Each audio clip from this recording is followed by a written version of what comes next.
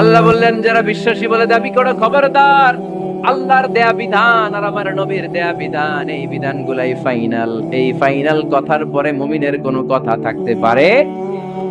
আল্লাহ যেটা বলেছে, আল্লাহ রাসূল যেটা বলেছে সেটাই ফাইনাল। আওয়াজ করে বলতে হবে সেটা কি? এটা ফাইনাল। এরপর আর নতুন কোনো কথা নাই। যখনই বলা হবে আল্লাহ বলেছে, রাসূল বলেছে, আমরা বলবো আমান্না, সামি'না ওয়া আতা'না, আমরা শুনলাম, মানলাম, বিশ্বাস করলাম। আমাদের পক্ষ থেকে আর দ্বিতীয় কোনো কথা নাই, ঠিক কি না?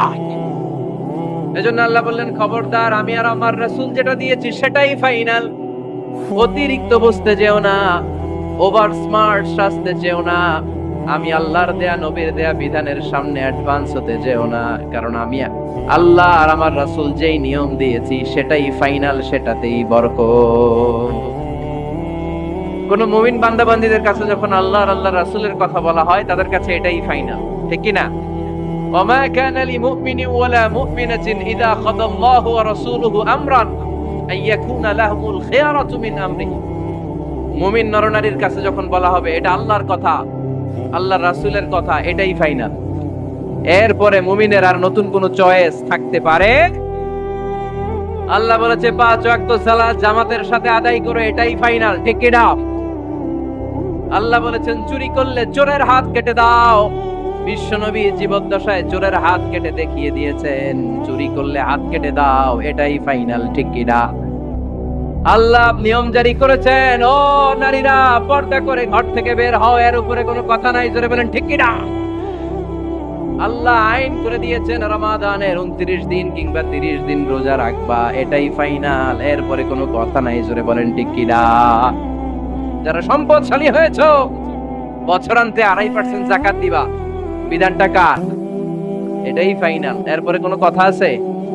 তার মানে আল্লাহ আল্লাহর রাসূল যেটা দিয়েছে এটাই ফাইনাল, এটাই সর্বোৎকৃষ্ট। এর চেয়ে উৎকৃষ্ট আর ভালো হতে পারে না, এটাই শ্রেষ্ঠ। এক সাহাবী বলল আসুমুদ দাহার, আমি সারা বছর রোজা রাখবো, রোজা ভাঙবো না।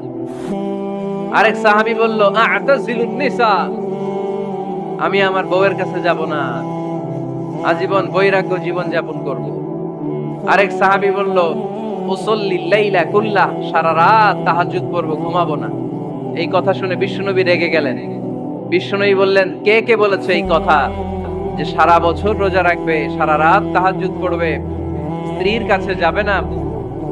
ইন্নী আখশাকুম লিল্লাহি ওয়া আতকাকুম লাহু, নিশ্চয় আমি তোমাদের চাইতে আল্লাহকে বেশি ভয় করি। আমি বিশ্বনবী সবচেয়ে বড় মুত্তাকি, আমি বিশ্বনবী সবচেয়ে বড় বুজুর্গ, আমি বিশ্বনবী সবচেয়ে বড় আল্লাহওয়ালা। তো আমি এত বড় আল্লাহওয়ালা হয়ে আমি 11 জন স্ত্রী রেখেছি, আমি এত বড় আল্লাহওয়ালা হয়ে রাতে তাহাজ্জুদও পড়ি, আবার কিছু অংশ ঘুমাই। আমি এত বড় আল্লাহওয়ালা হয়ে বছরে কিছু সময় রোজা রাখি, মাঝে মাঝে রাখি না। তো আমি ব্যালেন্স করে জীবন ধারণের পরে আমার আল্লাহওয়ালাগিরিতে কোনো সমস্যা হয় নাই, আমার নবী হতে সমস্যা হয় নাই। তোমাদের সমস্যা হলো কেন? তোমরা কোত্থেকে এটা শিখেছো? আমি বিশ্বনবী যেটা শিখিয়েছি এটাই ফাইনাল, এর চেয়ে শ্রেষ্ঠ কোনো কাজ আর হতে পারে না। চিল্লায় বলেন ঠিক কি না? ফজরের ফরজ নামাজ কয় রাকাত? আওয়াজ করে বলেন, বিধানটা কার? আপনি যদি বলেন আমি একটু বাড়ায় পড়ব, 3 রাকাত পড়ব, সওয়াব বেশি হবে না? কারণ আপনি অ্যাডভান্স হয়েছেন। লা তুকদ্দিমু বাইনা ইয়াদাইল্লাহি ওয়া রাসূলিহি, খবরদার আল্লাহ আল্লাহ রাসূলের উপর অ্যাডভান্স হয়ো না। রমাদানের রোজা 30টা, আপনি যদি বলেন 35টা রাখবেন, ফেনের ভাইয়েরা, রমজানের পরে আরো 5টা যদি একাধারে রাখেন, রমজান মনে করে আল্লাহ কবুল করবে? কবুল করবে? তার মানে আল্লাহ আল্লাহ রাসূল যেটা বলেছে এটাই ফাইনাল। এর চেয়ে বেশি কিছু আর ইবাদত করা যাবে, এর চেয়ে শ্রেষ্ঠ ইবাদত হতে পারে না। বিষ্ণু ইসলাম বললেন সারা রাত তাহাজ্জুদ পড়লে এটা শ্রেষ্ঠ ইবাদত নয়, বরং রাতের কিছু অংশ ঘুমাবা, কিছু অংশ তাহাজ্জুদ পড়বা। আইয়ামুল বীজের রোজা রাখবা, সোম আর বৃহস্পতিবার রোজা রাখবা, আরাফার রোজা রাখবা, আশুরার রোজা রাখবা, শাওয়ালের 6 রোজা রাখবা।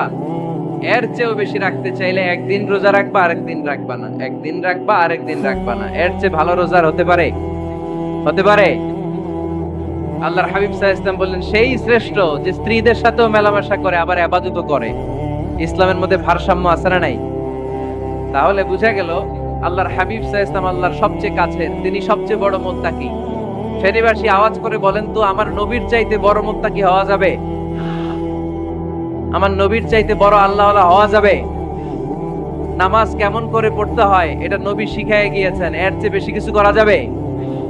জিকির কেমন করে করতে হয় এটা বিশ্বনবী শিখিয়ে গিয়েছেন কি জান নাই? বিশ্বনবীর শিখানো পন্থার বাইরে নতুন পন্থায় জিকির করা যাবে? তাহলে আল্লাহ এবং আল্লাহ রাসূল যা শিখিয়েছে এটাই ফাইনাল। আল্লাহ আল্লাহ রাসূলের কথার উপরে আমরা দ্বিতীয় কোনো কথা বলতে চাই না। এটা হচ্ছে 1 নম্বর গাইডলাইন। সমাজে যদি শান্তি আনতে চান এই গাইডলাইন মানতে হবে।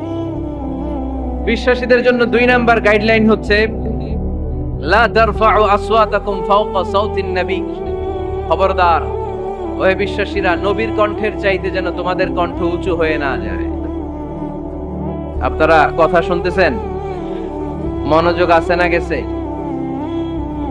বনু তামিম গোত্রের নেতা কে হবে? আল্লাহর হাবিব সাল্লাল্লাহু আলাইহি ওয়াসাল্লাম পরামর্শ করছিলেন। সাইয়েদনা আবু বকর বললেন, আমার মতামত হচ্ছে এই লোকটা নেতা হলে ভালো হয়, যোগ্য লোক। ওমরে ফারুক বললেন, না, উনি না।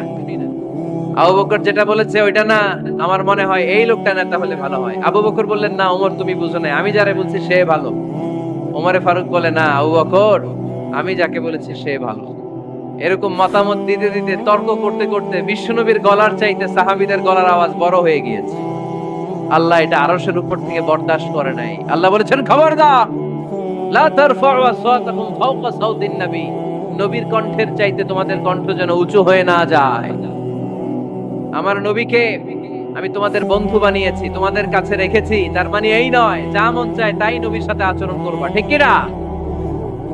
কখনো যেন নবীর কণ্ঠের চাইতে কণ্ঠ উঁচু হয়ে না যায়। যদি নবীর গলার আওয়াজের চাইতে তোমাদের গলার আওয়াজ উঁচু হয়ে যায়, তোমাদের জীবনের সব নেক আমলগুলোকে আমি বাতিল করে দেব।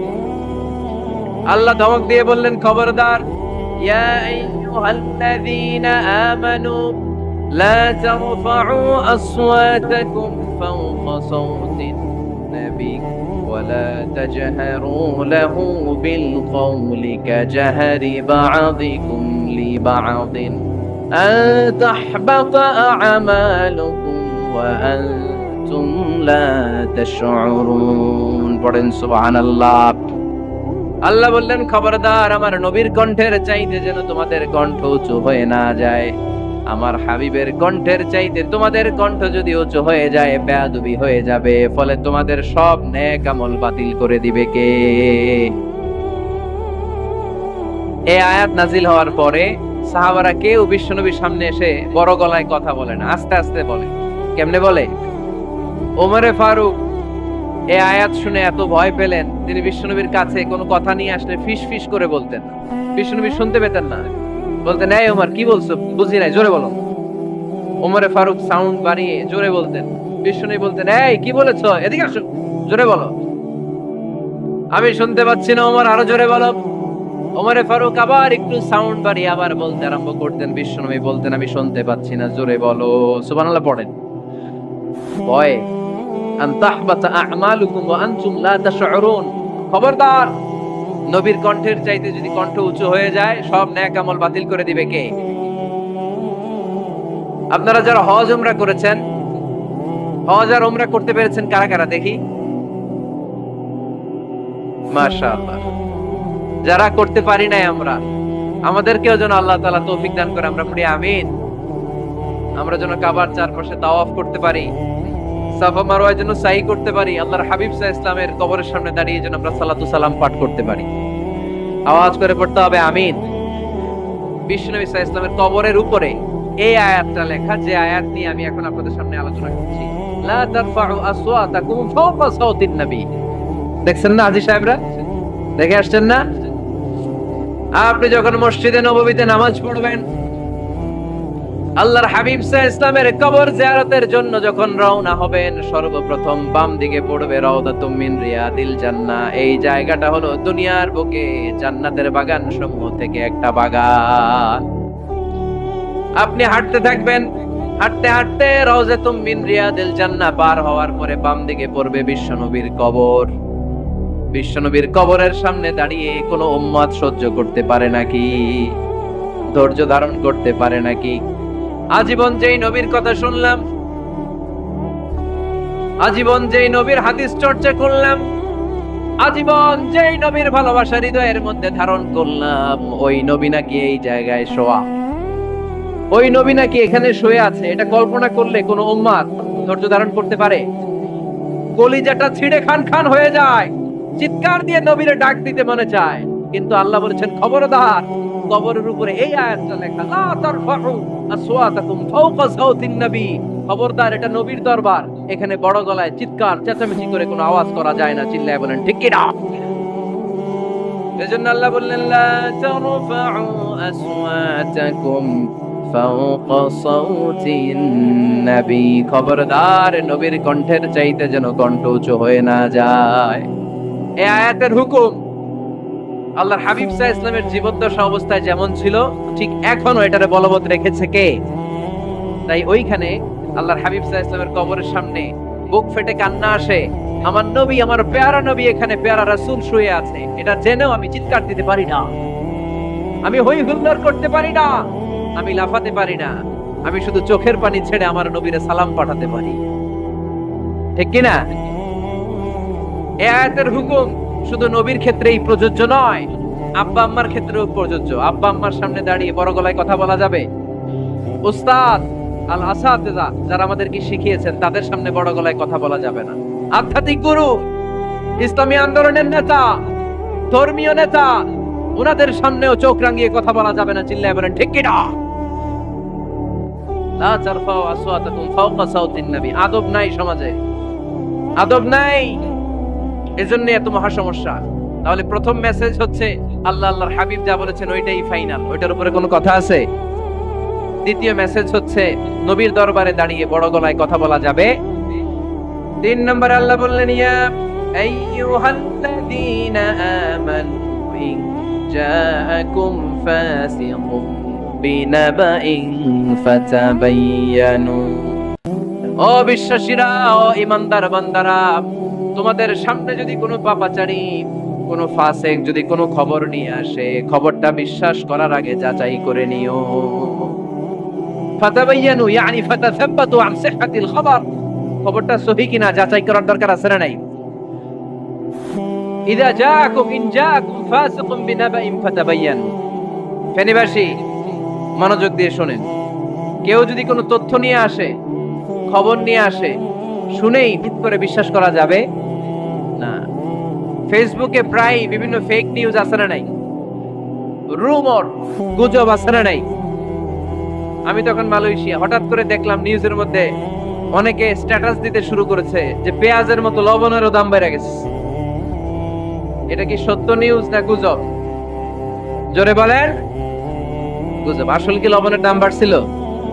বাড়ে নাই, কিন্তু না জেনেই অনেকে শেয়ার দিচ্ছে। এজন্য ফেসবুকে কোনো নিউজ যদি আপনি দেখতে পান, শুনতে পান, verify, justify the news whether it's true or wrong. Check, make a cross check and double check regarding the authenticity of the report. এই রিপোর্টটা সঠিক কিনা ভেরিফাই করবেন আগে, তারপরে শেয়ার মারবেন। অনেকে আছে সিলে কান নিয়ে গেছে, শুই না সিলের পিছনে দৌড়। আগে কি সিলের পিছনে দৌড়াবেন নাকি কানে হাত দিবেন? নিউজ একটা দেখলেই শেয়ার দেয়া যাবে? কি করবেন? যাচাই করবেন। You have to cross check. You have to justify the news. You have to verify the news. আমরা প্রায় নিউজ একটা দেখলেই শেয়ার দেই। হয়তো একটা ভুল নিউজ আপনি শেয়ার দিয়েছেন, এই ভুল নিউজের কারণে পুরো সমাজের মধ্যে গোলমাল, এর দায়ভার আপনার কাঁধেই বর্তাবে। আওয়াজ করে বলেন ঠিক কিনা? এই ভুয়া নিউজগুলোতে আমাদের খুব আগ্রহ। ফেসবুক নিজের মন মতো ব্যবহার করা যাবে না। প্রায় ফেসবুকে অনেক রুমর পাবেন, গুজব, অনেক স্ক্যান্ডাল। অমুক নেতার গোপন ভিডিও ফাঁস। তো অমুক নেতার গোপন ভিডিও ফাঁস, তোর কি হয়েছে? তোর সমস্যা কি? ওইটা তোর শেয়ার দেয়া লাগবে কেন? চিল্লায় বলেন ঠিক কিনা? মানুষের দোষ আমরা গোপন করতে পারি না। মান সাতারা মুসলিমান সাতারাহুল্লাহু ফিদ দুনিয়া ওয়াল আখিরাহ। যে অন্যের দোষ দেখে গোপন রাখে, তার দোষগুলো গোপন রাখবে কে? ওমান কাশাফা মুসলিমান কাশাফাহুল্লাহু ফিদ দুনিয়া ওয়াল আখিরাহ। যে অন্যের গোপন বিষয় প্রকাশ করে দেয়, ওর গোমরও কিয়ামতের ময়দানে ফাঁস করে দিবে কে? আপনি 10 জনের সামনে অন্যের গোপন বিষয় ফাঁস করবেন, আল্লাহ লাখো মানুষের সামনে আপনার ল্যাংটা করে ছেড়ে দিবে, লক্ষ মানুষের সামনে আপনার গোমর ফাঁস করে দিবে। খবরদার, অন্যের পিছনে লেগে থাকেন না, অন্যের দোষ খুঁজেন না, দোষ খুঁজবেন নিজের। ইন জাআকুম ফাসিকুম বিনাবাইন ফাতাবায়্যান। মুমিন কোন তথ্য, কোন সংবাদ, কোন রিপোর্ট কিংবা নিউজ শুনলেই বিশ্বাস করে না। মুমিন আগে এটাকে যাচাই করে, বাছাই করে, জাস্টিফাই করে, ভেরিফাই করে, তারপরে সে বিশ্বাস করে, ঠিক কি না? আল্লাহর হাবিব সাল্লাল্লাহু আলাইহি ওয়াসাল্লাম বনুল মুস্তালিকের যুদ্ধে জয়লাভ করলেন। হারিস ইবনে মিরার বনুল মুস্তালিকের নেতা। শুনতেছেন আপনারা? কষ্ট হচ্ছে? আচ্ছা। হারিস ইবনে মিরার বললেন, ইয়া রাসূলুল্লাহ, আমরা ইসলাম ধর্ম গ্রহণ করলাম, কি কি নিয়ম মানতে হবে? আল্লাহর হাবিব সাল্লাল্লাহু আলাইহি ওয়াসাল্লাম বললেন, সালাত পড়বে, যাকাত দিবে। উনি বললেন, তাহলে যাকাত নেন। আল্লাহর হাবিব বললেন, না, এই তো মাত্র কালিমা পড়ে মুসলমান হলে হালানিল হাউল, 1 বছর অতিক্রান্ত হওয়ার পরে যাকাত দিবে। আল্লাহর হাবিব সাল্লাল্লাহু আলাইহি ওয়াসাল্লাম মদিনায় ফিরে আসলেন। 1 বছর পর আল ওয়ালিদ ইবনে উকবা রাদিয়াল্লাহু তাআলা আনহুকে পাঠালেন, যাও বনুল মুস্তালিকের 1 বছর পূর্ণ হয়েছে, যাকাতের সম্পদ নিয়ে আস। এইদিকে হারিস ইবনে মিরার যাকাতের সম্পদ নিয়ে, সৈন্যবাহিনী নিয়ে, নবীর দূত আসবে যাকাত কালেকশনের জন্য, ওনার জন্য মেহমানদারিতে কোনো ঘাটতি না হয়, ওয়েল রিসেপশন দেওয়ার জন্য এলাকা থেকে বের হয়ে মরুভূমির সামনে দলবল নিয়ে দাঁড়িয়ে। ওয়ালিদ ইবনে উকবা যখন যাকাতের সম্পদ কালেক্ট করার জন্য বনুল মুস্তালিকের ওদিকে যেতে শুরু করেছে, এলাকায় ঢোকার আগেই দেখে বনুল মুস্তালিকের লোকেরা ঘোড়সাওয়ার বাহিনী দাঁড়ায় আছে। এই দৃশ্য দেখে ওয়ালিদ ইবনে উকবা মনে করেছে বনুল মুস্তালিক মনে হয় তাকে হত্যা করার জন্য দাঁড়িয়ে রয়েছে। আসলে কি হত্যার জন্য দাঁড়ায় আছে? কি জন্য দাঁড়ায় আছে? ওয়েলকামিং রিসেপশন দেয়ার। উনি ভয় পেয়ে অ্যাবাউট টার্ন, তথ্য যাচাই না করে মনে করছে আমারে মারবে, ধরবে, about turn, return back to Medina. মদিনায় চলে গেলেন, যে বলে, ইয়া রাসূলুল্লাহ, বনুল মুস্তালিক যাকাত দেওয়া তো দূরের কথা, এগুলো তো সব কাফের হয়ে গেছে। ইয়া রাসূলুল্লাহ, ওরা তো মনে হয় কাফের হয়ে গিয়েছে, যাকাত প্রদান করা তো দূরের কথা, মারার জন্য সৈন্যবাহিনী নিয়ে অ্যাটাক করেছে। বিশ্বনবী রেগে গেলেন। খালিদ বিন ওয়ালিদের নেতৃত্বে 1000 সৈন্যবাহিনী পাঠিয়ে বললেন, যাও বনুল মুস্তালিক অ্যাটাক করো, বনুল মুস্তালিকে অভিযান চালাও। আল্লাহ বললেন, নবী অভিযান পরে চালান। ইন জাআকুম ফাসিকুম বিনাবাইন ফাতাবায়ানু। সুবহানাল্লাহ পড়েন। নবী হে, অভিযান পরে চালান। তথ্য যে নিয়ে আসছে ওয়ালিদ, এটা সত্য কিনা আগে যাচাই করেন। সে যে তথ্য আপনাকে সরবরাহ করেছে, এই তথ্য সঠিক নয়, সে ভুয়া তথ্য দিয়েছে, সে ভুল বুঝেছে, এখানে মিসআন্ডারস্ট্যান্ডিং হয়েছে। আপনি 1000 সৈন্যবাহিনী পাঠাবেন না। আপনার 1000 সৈন্যবাহিনী যে যদি বনুল মুস্তালিককে অ্যাটাক করে, তাহলে এই অ্যাটাকে কোনো ক্ষয়ক্ষতি হলে সবটার দায়ভার আপনার কাঁধেই বর্তাবে। চিল্লায় বলেন ঠিক কিনা? আমার নবীকে শিখানোর মাধ্যমে আল্লাহ তাআলা আমাদেরকে শিখালেন, নিউজ একটা শুনলে বিশ্বাস করা যাবে না, আগে যাচাই বাছাই করার দরকার আছে না নাই? আছে। আপনার বন্ধু এসে বলল, আরে দোস্ত তুমি এইখানে, ভাবিরে তো দেখলাম বাজারে আরেক লোকের সাথে ঘুরতেছে। আপনি রেগে মেগে আগুন। অফিস থেকে বাসায় যায় বউরে কিল, আইজো মায়ের কাইলো মায়ের, এরকম হতে পারে না? আপনার বন্ধু হয়তো আপনার ওয়াইফের মতো আরেকজন মহিলাকে দেখেছে, এটা হতে পারে কি পারে না? আপনার ওয়াইফকে জিজ্ঞেস করেন নাই, ক্রস চেক করেন নাই, না করে আপনি ঝগড়া মারামারি শুরু করে দিয়েছেন। এই ছোট্ট ঝগড়া থেকে বিচ্ছেদের দিকে, ডিভোর্সের দিকেও যেতে পারে, এরকম আছে না নাই? এরকম অনেক বুড়ি বুড়ি কেস আমাদের কাছে আছে। নিউজ যাচাই না করে, গুজব আর রুমর যাচাই না করে সিদ্ধান্ত নিয়েছে, পরে মাথার মধ্যে চাপড়ায়, নিজের কপালে নিজে চাপড়ায়, এরকম আছে না নাই? তাহলে আল্লাহ তাআলার দেয়া 3 নাম্বার গাইডলাইন হচ্ছে, কোন তথ্য শুনেই বিশ্বাস করা যাবে না, আগে যাচাই করতে হবে। আওয়াজ করে বলেন, আগে কি করতে হবে? যাচাই করতে হবে। যাচাই বাছাই ছাড়া আজ থেকে ফেসবুকে আমরা আর কোন নিউজ শেয়ার দিবেন? মনে থাকবে? আরে এগুলাই তো জরুরি ওয়াজ।